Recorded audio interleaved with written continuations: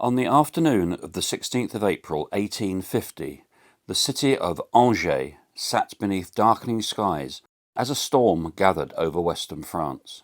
Rain clouds drifted low across the landscape, and a cold wind swept along the banks of the Main River. For most people, it was an unremarkable spring day. Shopkeepers served customers, barges moved along the water, and families prepared for the evening ahead. Among those looking forward to getting home was 19-year-old Pierre Martin, a soldier in the 11th Infantry Regiment. After spending the day on military exercises outside the city, he and hundreds of his comrades were making the familiar journey back to their barracks. Like many young soldiers, Pierre had joined the army seeking opportunity and adventure. The routine could be exhausting, but there was comfort in its predictability.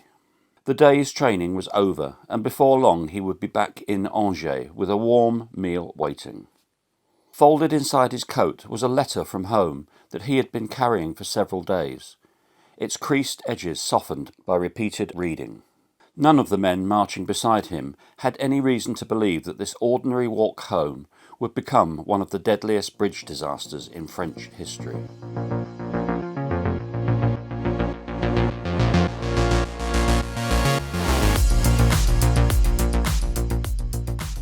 Their route back into the city would take them across the Angers Bridge.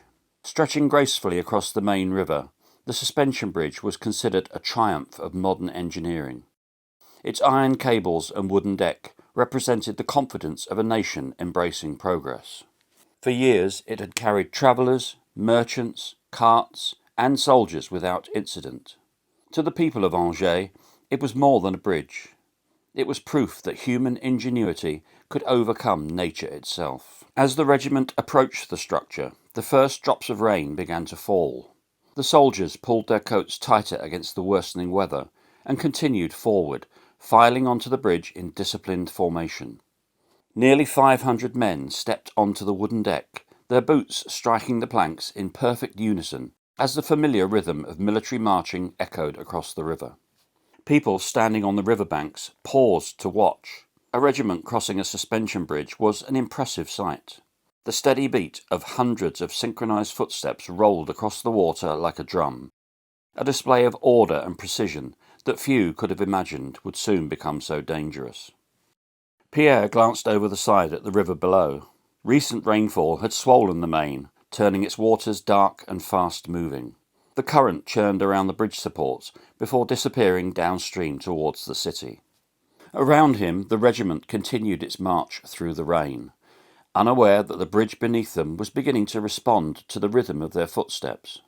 A faint tremor passed through the deck, followed by another, while the iron suspension cables overhead emitted a low hum as they absorbed the growing strain. To the soldiers it felt like nothing at all. To a few people watching from the riverbank, however, the bridge appeared to be moving more than it should. The sway was still gentle and easily dismissed, yet several spectators found themselves watching a little more closely as the long column of men continued its steady advance towards the city. With every synchronized footstep, more energy was being fed into the structure. The rhythm of hundreds of soldiers marching in perfect unison was matching the bridge's own natural movement.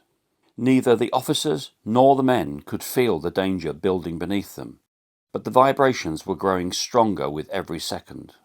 The wind continued to strengthen as rain swept across the Main in grey curtains, reducing visibility and masking the increasingly unsettling sounds coming from the bridge. When the structure lurched again, the movement was no longer confined to subtle vibrations beneath the soldiers' feet. Several civilians watching from the riverbank noticed it immediately. One woman pointed towards the deck, while a fisherman further downstream later recalled seeing the bridge sway far more than seemed natural. For those crossing it, however, nothing had changed. Pierre and the men around him continued marching towards the city, unaware that the forces building beneath them were bringing the bridge ever closer to failure. Then came a sharp cracking sound that echoed across the river. For a brief moment, many of the soldiers assumed it was thunder rolling across the darkening sky. But the noise had come from the bridge itself. One of the suspension elements had failed, sending a violent shock through the structure as iron strained against iron. Men stopped and looked around in confusion, while officers shouted orders that were almost immediately lost beneath the wind and the rain. Before anyone could understand what was happening, a second crack rang out, followed by another, each one louder and more alarming than the last. The bridge began to shudder beneath their feet, twisting and swaying with such force that soldiers struggled to keep their balance. Some instinctively reached for the railings, while others stumbled across the wet planks as the orderly ranks started to break apart. What had begun as a disciplined march only moments earlier was rapidly descending into confusion and fear as hundreds of men realized that something was terribly wrong. Moments later, the bridge gave way. With a deafening roar, the central span collapsed into the main river, hurling soldiers, timber, and twisted iron into the storm-swollen water below. One moment Pierre was standing among his comrades, the next he was falling through rain-filled air towards the dark river beneath him. Men surfaced, gasping for breath, only to find themselves surrounded by wreckage and struggling soldiers. Others never resurfaced at all. Water quickly soaked through heavy military coats, while rifles, ammunition and boots dragged exhausted men beneath the surface. Even those who could swim found themselves battling a powerful current as desperate cries echoed across the river. Some reached for comrades, only to be pulled under themselves. Witnesses on the banks rushed to help, throwing ropes into the water and pushing small boats away from shore as civilians risked their own lives trying to pull survivors from the current. Despite their efforts, there were simply too many men in the water and too few people capable of reaching them in time. The Maine swept soldiers downstream, carrying them away from the shattered remains of the bridge.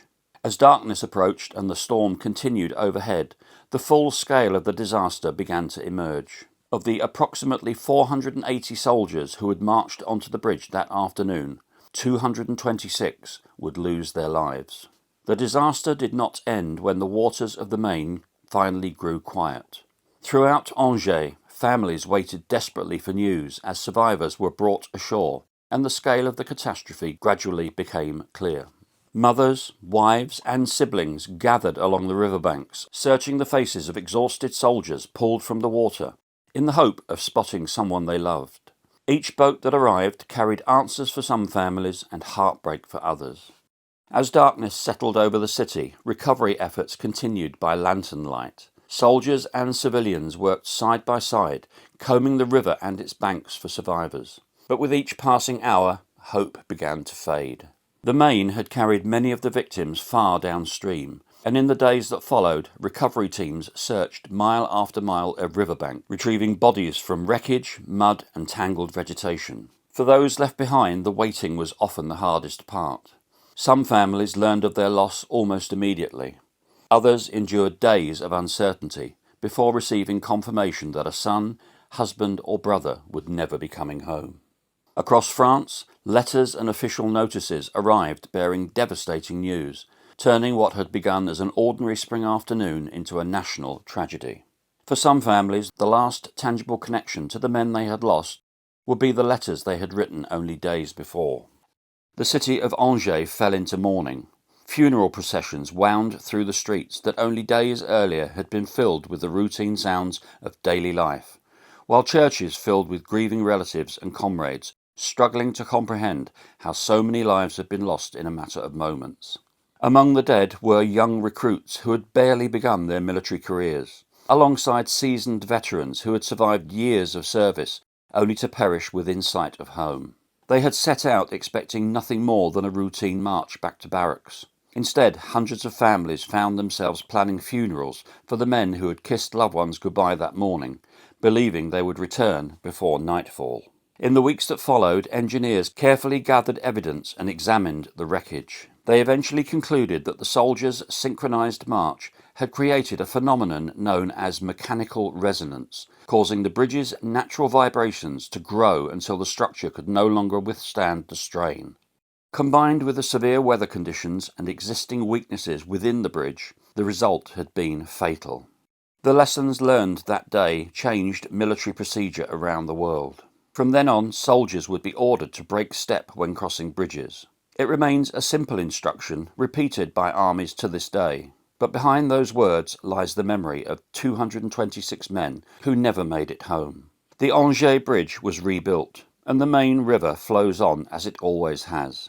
Yet beneath its waters lingers the memory of that cold April afternoon when Pierre Martin had looked forward to nothing more than returning to the barracks and sitting down to a warm meal after a long day of training. Instead, he and more than 200 of his comrades never made it home. But for the families left waiting in Angers that evening, the lesson came at a terrible cost. I myself served in the military many years ago, and at one time we did have to cross a bridge. We weren't told at the time why we had to break step, but in researching this video it brought the reason home to me. If only they'd known all those years ago, perhaps those young men would not have perished. Despite the tragedy, I hope you appreciated the way the information was given. I'll see you on the next one, and I'll say bye-bye for now.